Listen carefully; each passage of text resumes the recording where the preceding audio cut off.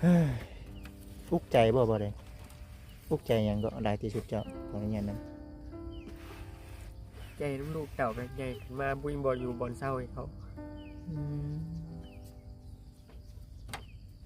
ขึ้นน้ำตัวนี้กับพอแห้งแน่เนาะแม่นบ่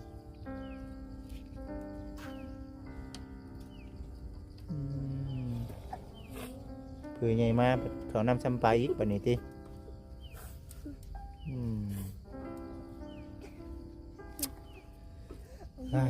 เป็นยังไงเอาบ่ในความเป็นจริงเป็นเล็กน้อยก็บนอยู่บนช่อนได้ใช่นอนกองกันบ่ได้ว่าจังได๋ กระโดนคือเก่านะจ๊ะ คือเก่าแต่ว่าในความเป็นจริงนี่คืออุกใจคิดหลายอย่างหลายแนวเนาะ แม่น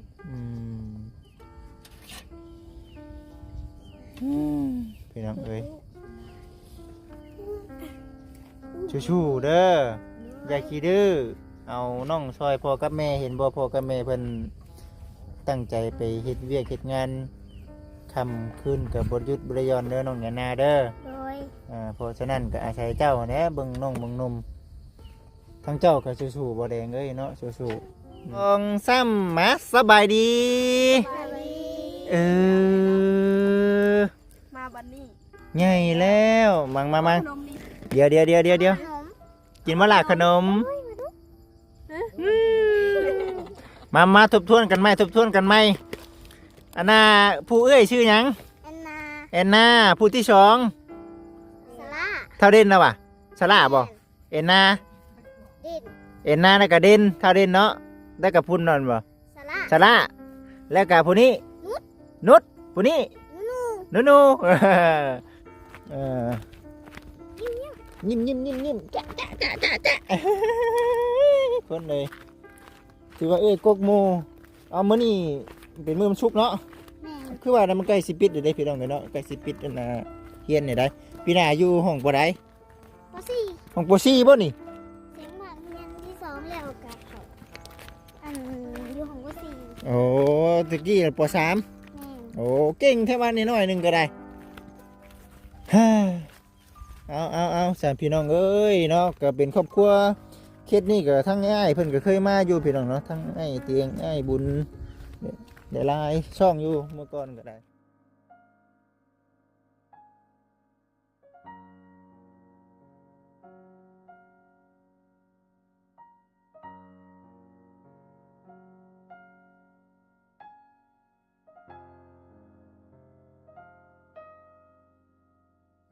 พี่น้องเด้อเนาะต่ออยู่ที่บ้องเก่าคือเก่าพี่น้องโอ้ยนี่นะเพิ่นว่าครอบครัวแม่ลูกห้าสบายดีอีล่ะโอ้ยมายืนเฮียงกันใ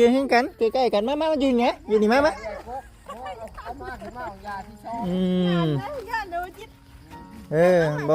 ให้ย่านพี่ละเฮ้ยจะมาอยู่ใกล้ๆน้องได้พี่ไหมมากินขนม กินนมอันนี้บ่แม่เพิ่นน่ะแม่นบ่แม่อันน่ะกีตาร์นี่บ่นี่เอ้ยแม่นมาสั่นโอ้ยเพิ่นห่วงบ่นี่เพิ่นคือถ้าหยังก่อนน่ะถ้าเด่นบ่มานั่งใกล้ๆกันล่ะมานั่งทางหน้าเดียวกันโอ้ยเนาะเอ้าเพิ่นเป็นหยังมานี่ตูดไข่ไปทางดังนี่แหละไปตั้งไว้หันไปตูดไข่ไปตั้งไว้หรือว่าทางมีนาอยู่กลางไว้เบิ่งเอ้ยเพิ่นฮู้ว่าเพิ่นสิมานั่นบ่เนาะยับใกล้ๆกันโอเค1 2 3มาสบายดีมาบันนี้ ใหญ่แล้วมังขนมนี่ เดี๋ยวกินมะละขนมมาทบทวนกันไหมอันน่ะผู้เอ้ยชื่อหยังแอนนาผู้ที่สอง สละ เท่าเด่นนะวะสละบ่แอนนา ดิน แอนนาแล้วก็เด่นเท่าเด่นเนาะได้กับพุ่นนอนบ่ สละ สละแล้วก็ผู้นี้นุชผู้นี้นู ผู้นี้นี่จ้ะ มีนะ โอ้ชื่อบ่ได้อยู่บ่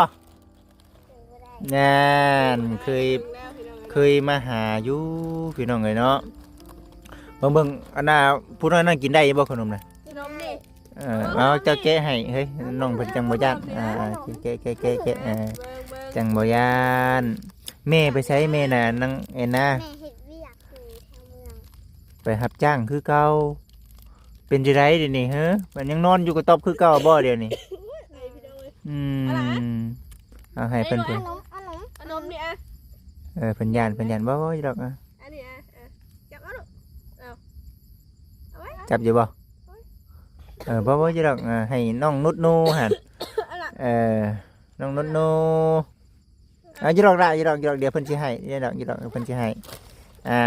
มายายให้บ่แก้ก็ได้ดอกผู้ใหญ่นะพุ่นผู้นั้นโอ้ยไออันน่ะผู้นั้นสิเอาเบิดบ่ดิ ให้เอื้อยผู้นี้ให้เอื้อยให้เอื้อยตั้งไว้นี่เอาเอื้อยก็ได้เนาะให้คักเนาะไอคักไอแน่ ไอพี่น้องเอ้ยเป็นไอเนาะ พี่น้องเด้อเนาะตอนนี้ปัจจุบันนี้เนาะเบิ่งเด้อระวังย่านเพิ่นย่านบ่เป็นหยังเพิ่นบ่เป็นหยังเนาะตัวเป็นไรล่ะเดี๋ยวนี้เขาเฮียนอยู่บ่น้องเอ็นนะเขาอยู่เนาะนั่นแหละพี่น้องเนาะ FC จำชื่อกันได้อยู่บ่พี่น้องเนาะแต่ว่าที่อยู่นี่ก็ยังคือเก่าพี่น้องเนาะเป็นที่ทางของข้าเจ้าคือเก่าและอาศัยอยู่ดินของข้าเจ้าเข้าได้เป็นจังได๋เดี๋ยวนี้เข้ากินเดี๋ยวนี้เฮ้ชื่อกินบ่โดยเข้าชื่ออยู่ชื่อกิน FC คันว่าจำชื่อได้ก็คือสิเห็นเด้อพี่น้องเด้อเนาะเอาน้องแทนแม่เนาะจักปีแล้วก่อนเอ็นนะ9 ปีเอ็นนะ9 ปีเท่าเด่นเด้8 9เท่าสลาบ่บัดนี้ ผู้นี้6ผู้นี้7ผู้นี้ก่อนบ่ก่อนสลาบ่ผู้นี้ แม่ โอ้เอ้ยเด้เนาะเอ้ยของเท่าเซิร์อันนี้เนาะน้องแอนนาเท่าเด่น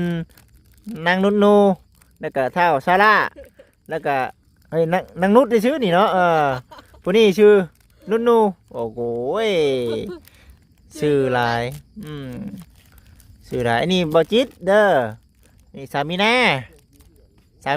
จื้อจะสามีนาก็พอแล้วเจ้าเพิ่นเป็นหยังน่ะฮะอายกล้องดอกบ่เป็นหยังช่วยกันได้ล่ะช่วยกันเอาอันน่ะน้องเด้อเมื่อยยีบ่เอาน้องน่ะบ่เมื่อยเจ้าไปโรงเรียนอยู่บ่ซุมื้อนี้ไปอยู่เสื้อผ้าเด้หนังนังเขียนพออยู่บ่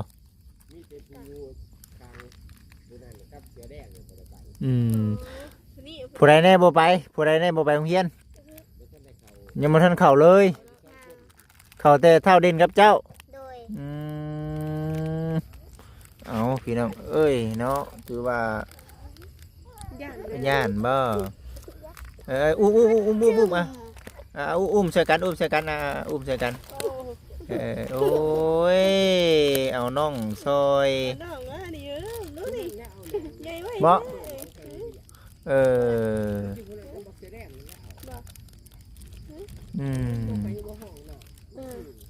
บ่ให้เนาะผู้หญิง2เด้อพี่น้องเด้อผู้หญิง2ผู้ชายผู้หญิง3ชาย2เนาะผู้หญิง3ชาย2โอ้ยเท่าเด่นนี่เฮ็ดหยังแน่ซุมื้อนี่ฮะช่วยแน่บ่ได้เอาน้องได้ตักอยู่บ่น้ำน่ะเคยตักอยู่บ่โอ้โหบ่เคยไปงุ่มปลาน้องน้อย ไปงุ่มปลา ได้อยู่บ่ล่ะได้มาจากปลาตัวนึงจังว่าเด้อเดี๋ยวนี้ยังมีบ่เด่นมีน้ำหน่อยบ่หลาย น้ำมันหลายคืองุ่มได้จ้ะเฮ้ยตึกเอาผู้ใดไปตึกแน่ตึกแบบใดเอาตึกเองนี่เอาเฮบ่เอาเบ็ดโอ้เพิ่นนี่ใส่หากิน2คนนี่เนาะเจ้าได้ใช้เฮ็ดหยังแน่เฮ็ดเวียกกับเบิ่งน้องเฮ็ดเวียกกับเบิ่งน้องน้ำทั้งอันน่ะน้องแอนนาพี่น้องเอ้ยเนาะเพิ่นบ่สบายบ่แม่นใส่ชุดงามด้วยใส่ชุดงามเพิ่นย่านเจ้าบ่จักเคย เออกินนมกินนม ไอ้ยันเลยว่าถ้า เอาก่อนไปได้เอาไปป้าอาหารไปป้ากระเดียวเบิ่งก็ได้บาทนี้ได้แน่บาทนี้ ก็คือว่าเด้พี่น้องเอ๋ยเนาะไปจังไดไปหายานางทางไหนเอาไปหายานางใช่มื้อนี้ทางบ่าวก็มาหับเท้าหยังก็นี่เด้ถ้ามีดำมันสิเป็นกีตาร์ได้บัดนี้มันชื่อกีตาร์เด้อบัดนี้เด้อ มันชื่อกีตาร์แล้วเมื่อก่อนเด้อพี่น้องเด้อเนาะเมื่อก่อนก็เคยมีทางผู้รักผู้ใหญ่เพิ่นเคยถามไทยอยู่ในเรื่องการเป็นอยู่ในครอบครัวเพิ่นย่านน้องๆเรื่องน้ำเรื่องในนี่แหละนี่น้ำหลายครับนี่ระวังเด้อระวังน้ำนางระวังในได้ว่ามันอันยามฟ้ายามฝนแล้วพี่น้องเอ้ยเนาะยังอยู่ในกระต๊อบคือเก่าอยู่เนาะยังปลุกใหม่เลยบ่หรือว่าจังได คือเก่า คือเก่าอยู่เนาะแม่นบ่คือเก่าคือเดิมเนาะไปเฮาถือนี่ส่งขนมนี่ปะไปเบิ่งเฮือนปะไปเบิ่งเฮือนคนไปเฮือนเจ้านั่นแหล้วได้บ่นั่งนดหนูเอ้ยยิ้มจ๊ะคนเลยถือว่ากกโมเอามื้อนี้เป็นมื้อมันชุกเนาะ แม่ คือว่ามันใกล้สิปิดอยู่ได้พี่น้องเนาะใกล้สิปิดนะเฮียนนี่ได้ปีหน้าอยู่ห้องบ่ได้ ปสี่ ห้องป .4 บ่นี่ เสียงหมากเรียนที่สองแล้วกับเขาอยู่ของปสี่ โอ้ตะกี้ป .3 แม่ โอ้เก่งแค่วันน้อยๆนึงก็ได้ฮ่าเอาสามพี่น้องเอ้ยเนาะก็เป็นครอบครัวเคสนี้ก็ทั้งอ้ายเพิ่นก็เคยมาอยู่พี่น้องเนาะทั้งอ้ายเตียงอ้ายบุญได้หลายช่องอยู่เมื่อก่อนก็ได้แต่ก็คือว่าเนี่ยพี่น้องเอ้ยยิงตามบุญวัดศาสนาเนาะครอบครัวเพิ่นก็เมื่อก่อนก็ถือว่าอันน่ะเบิ่งไปนี่เด้จะเป็นบ่เป็นหยังอยู่นี่แหละพื้นที่อยู่กระต๊อบน้อยๆพี่น้องเอ้ยเนาะอยู่กระต๊อบน้อยๆข้างนี่ก็เป็นน้องข้างนี่ก็เป็นน้อง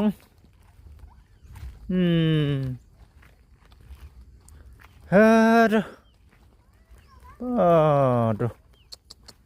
นี่เลยพี่น้องเอ้ยเนาะอยู่กันในนี่เลยพี่น้องเอ้ยเนาะ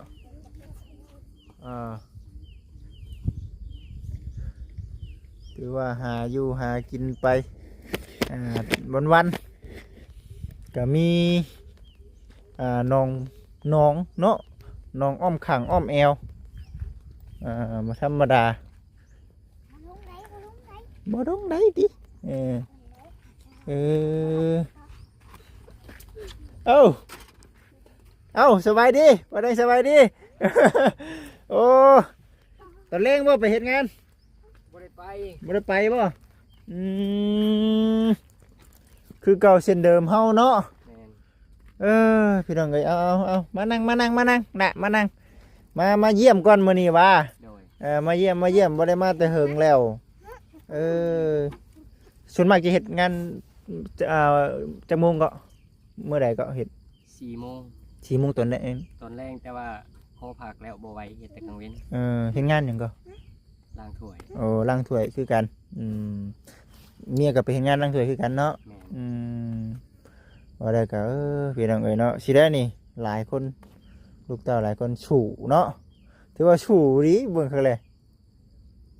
แต่งานประจำเฮาคือเฮ็ดงานตัวนั้นแหละเนาะแม่นบ่ โดย ถือว่ามาเยี่ยมน้องๆเพิ่นก่อนว่าซั่นเป็นจังไดเรื่องข้าวเรื่องน้ำเฮายัง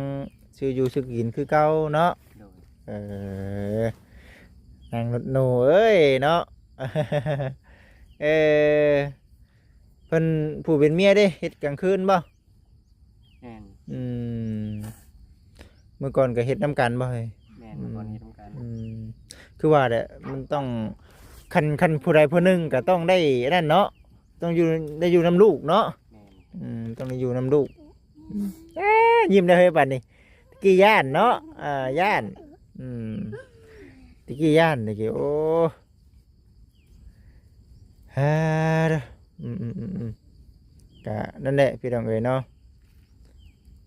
เมื่อก่อนก็คือว่าแน่หั่นแหละเนาะ FC เนาะผู้รักผู้ใหญ่เพิ่นก็ให้ถามไทยเบิ่งดินเบิ่งดอนอยู่ตะกี้เพิ่นเว้าเท่าใดก็ตะกี้เว้าขออนุญาตนํจื้ออยู่บ่ราคาดินตอนนั้น บ่จือ บ่จื้อเนาะบ่จื้อเพราะว่าอันนี้คือเฮาอยู่นี่จักปีแล้วก็ ก็หลายปีแล้ว หลายปีแล้วเนาะ โดย แต่ว่าบ่สามารถบ่ได้ก็คือเฮาหาบ่ทันเนาะ แม่น หาบ่ทัน ง่ายๆก็คือแบบบ่มีนะ เอาสู้ๆหั่นแหละเนาะ โดย เฮาหาบ่ท่วงบ่ทันว่าง่ายๆซะจักอันใดข้าวน้ำซ้ำปลาเนาะจักอันใดเรื่องอันน่ะลูกเต้าแน่อืม หลายสิ่งหลายอย่าง หลายสิ่งหลายอย่างเนาะอืม แต่เด็กน้อยเป็นแต่เพลงได้พี่น้องเนาะเด็กน้อยนี่ถ้าอยู่หรอกบ่ดื้อเนาะ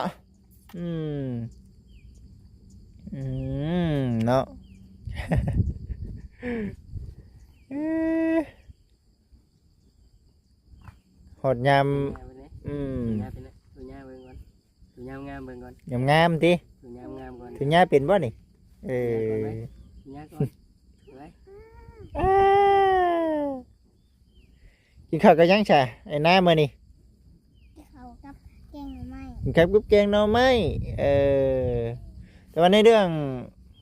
ประกาศไปโรงเรียนยังสิไปอีกบ่หรือว่าหยุดแล้ว ไป ยังบ่ได้พักบ่ ยัง ยังบ่ได้พักพี่น้องเอ้ยเนาะแล้วมาเบิ่งก่อนมาซั่นเนาะก็ขออนุญาตนํเด้อเนาะถือว่าปอดยังคือเก่าอยู่เนาะยังคือเก่าอยู่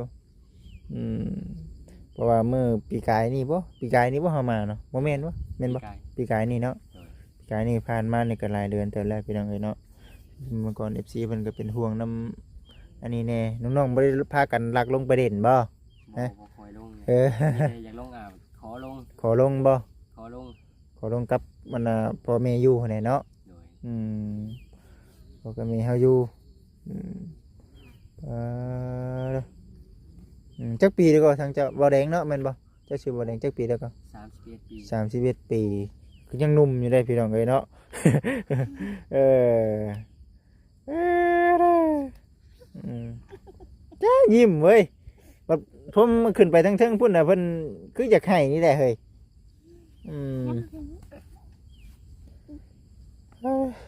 นี่นี่ซื้อข้าวเป็นไว้เป็นชอบหรือว่าเป็นโลเลย เป็นโล เป็นโลบ่ มีกบกอก เป็นสอบบ่ไหว้แล้วบ่มีเงิน บ่ไหวเนาะมันแบบ น้ำมูกน้ำมันก็แพงอีก โดยให้ดอกพี่น้องเนาะหนึ่งคือเด็กน้อยเพิ่นนี่สิบ่ดื้อปานใดเบิ่งก็ได้เนาะจักความอยู่ในเบิ่งเอ้าแน่ จักความอยู่ได้พี่น้องเนาะเบิ่งไปเบิ่งมานี่ก็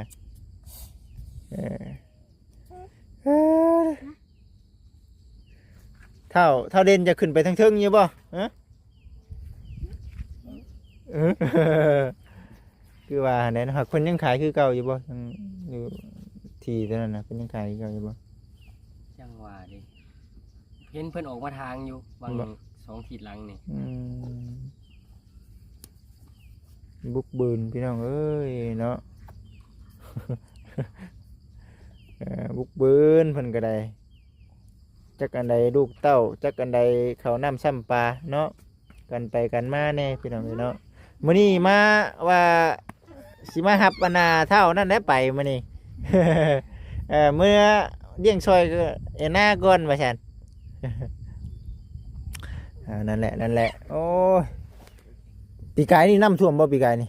ฮอดพี่บ่โอ้เบิ่งขออนุญาตเด้อเนาะขออนุญาตแป๊บหนึงเป็นอันนั้นเด้อพี่น้องปอโตระวังเด้อเท้าเด่นเด้อ สั้นดิ่งๆอยู่เด้อนี่เนาะเจือนลงเบิดแล้วนี่โอ้เจือนเนาะนี่เนาะแม่นบ่อันนี้เจือนนี่เนาะตะกี้มันอยู่พี่เนาะแม่นบ่ตะกี้อยู่พี่ได้พี่น้องเอ้ยเนาะ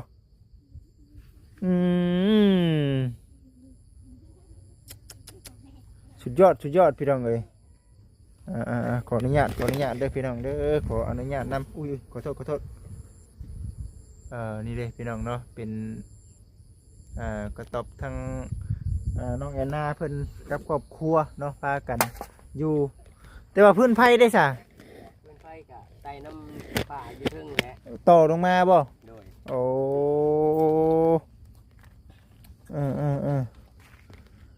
เฮ้ย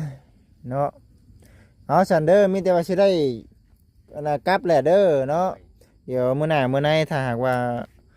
มีโอกาสก็สิได้มาหาทั้งครอบครัวน้องๆคือเก่าแต่ว่าคือทั้งเจ้านี่มื้อใดไปนะไปเวียก ไปแต่ตอนเว้น แต่ตอนเว้น แล้วไว้ก็มาไว้ มื้อนี้น่ะมื้อนี้ก็ไป ไปมาแล้ว โอ้ไปมาแล้วเนาะอืมว่าขออนุญาตนำเงินเดือนเท่าไหร่ก็เด่น 2 ล้านหา อืม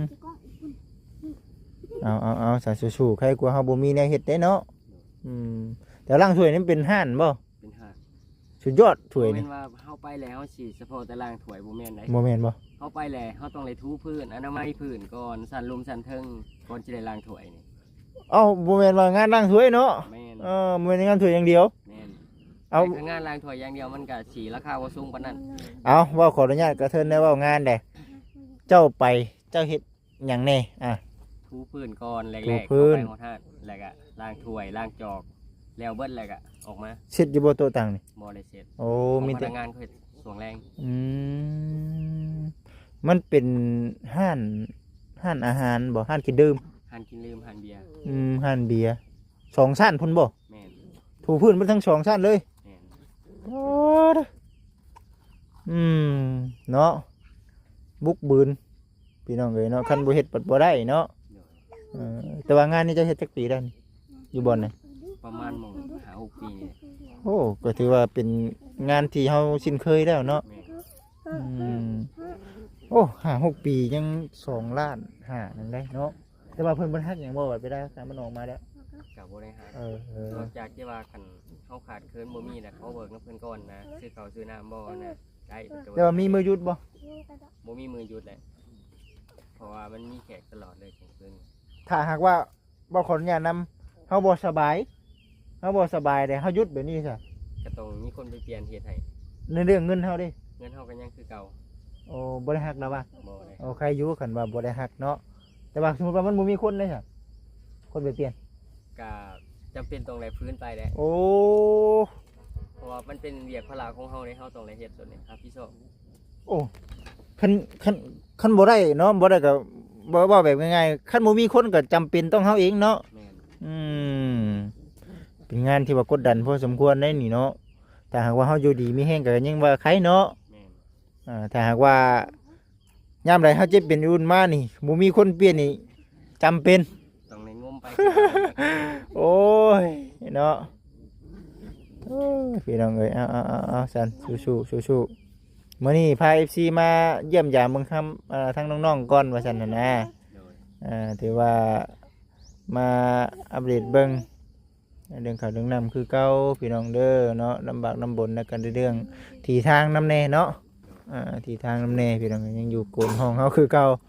มันบ่มีบอนไปเด้จ้าคันเฮาสิไปปลุกอยู่บอนดินเทิงพุ่นบัดเพิ่นบ่ให้ปลุกเนาะ เพิ่นบ่ให้ปลุก แต่ว่าอันนี้น่ะเพิ่นให้ปลุกบัดนี้เนาะ แม่น เป็นหยังคือว่าซั่นพี่น้องมันเป็นหนองเลยเด้เจ้าอยู่ได้ก็อยู่เนาะเจ้าอยู่บ่ได้ก็เจ้าก็ออกเนาะ ก็แม่น อีบุรุษมานานเพิ่นก็สิรุดออกไปอีกนี่เนาะบ่าวสิเมื่อปะเด้อคักนะพี่น้องเอ้ยเนาะเบิ่ง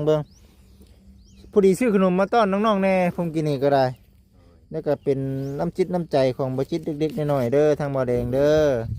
ก็มีโอกาสก็สิมาเยี่ยมยามมือกับทั้งน้องๆแล้วก็ครอบครัวเจ้าอยู่เนาะโอเคบ่อแดงโดย โดย พูดเด้อ สาธุคือกัน มีแรงอยู่มันก็ยืน คือกันมีแต่ว่าทั้งเจ้าก็ขอให้สู้ๆเด้อเนาะเรื่องการเรื่องงานก็อย่าให้ท้ออย่าให้ถอยให้แหละเป็นกำลังจิตกำลังใจให้อยู่เฮ็ดเวียกเฮ็ดงานนี่มันก็บ่ธรรมดาเนาะนักหน่วงอยู่แต่ว่าก็ทางเราใจสู้เด้อพี่น้องเด้อบ่แม่นว่าฉันว่าสิได้สองผัวเมียนะว่าได้ก็ได้เนาะสองผัวเมียสู้ๆเพื่อครอบเพื่อครัวเพื่อลูกเพื่อเต้าเพื่อที่ดินที่ดอนเพื่อเฮือนเพื่อชาตินี่แหละเนาะแต่ว่าเจ้าอยู่แบบนี้มันอันนั้นบ่หัวอยู่บ่ล่ะ หัวอยู่ฝนตกแห้ง ทุกแห่งกับหัวอยู่ เอาโอ แต่ เค ว่าลมมานี่ก็เริ่มบ่ไหวได้ เฮ้ย เอาใหม่เต็งกระถึกนึกน้องไว้อยู่ ยังเต็งอยู่บ่เดี๋ยวนี้ เต็งแล้ว เออ เล็กตะปูน บ่ขออนุญาตนำพี่น้องเนาะบ่ได้ก็มันถ้าเป็นเด็กตะปูเบิดเรื่องก็บ่ไหวเนาะมีแต่เอาเด็กเอาไม้ทับไม้เต็งนํในเรื่องหลังคงหลังคาเพิ่นนี่พี่น้องเอ้ยเนาะ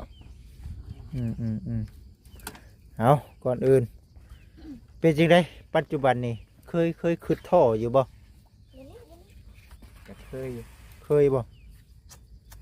คิดท่อแบบได้หลายที่สุดเอาเนี่ย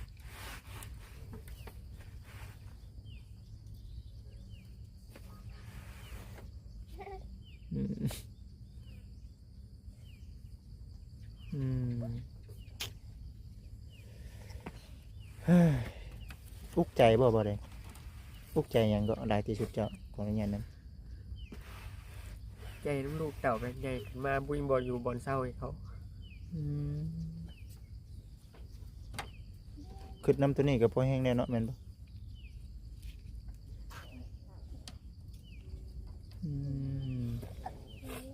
เผื่อใหญ่มาบัดเขานำซ้ำปลาอีกบัดนี้ติ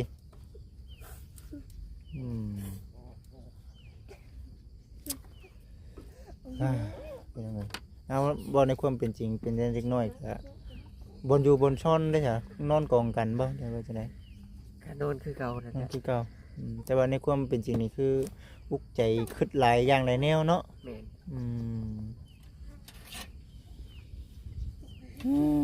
พี่น้องเอ้ยชู้ๆเด้ออย่าขี้ดื้อเอาน้องซอยพ่อกับแม่เห็นบ่พ่อกับแม่เพิ่นตั้งใจไปเฮ็ดเวียกเฮ็ดงานค่ำคืนกับบหยุดบ่ได้หย่อนเด้อน้องหยานาเด้อ โดย เพราะฉะนั้นก็อาศัยเจ้าแหน่เบิ่งน้องเบิ่งหนุ่มทั้งเจ้าก็สู้ๆบ่แดงเอ้ยเนาะสู้สู้เนาะ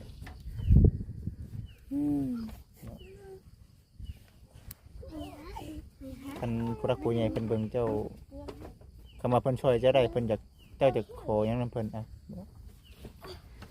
เขาบอนอยู่บอนเศร้านี่แหละคันผู้รักผู้ใหญ่เพิ่นให้ คันผู้รักผู้ใหญ่เพิ่นคิดเห็นเนาะ โดย ถ้ามีบนอยู่บนเช้านี่สิบ่คึดนักกว่านี้แม่นบ่ แม่น ปุกก็ตอบอยู่ก็อยู่เนาะแม่นบ่ อยู่ ขอเพียงมันเป็นที่ของเฮาเนาะ แม่น อันนี้ก็กระตอบคือกันในพี่น้องเรายังพากันอยู่ แต่ว่ามันเป็นดินของเขาเนาะ แม่น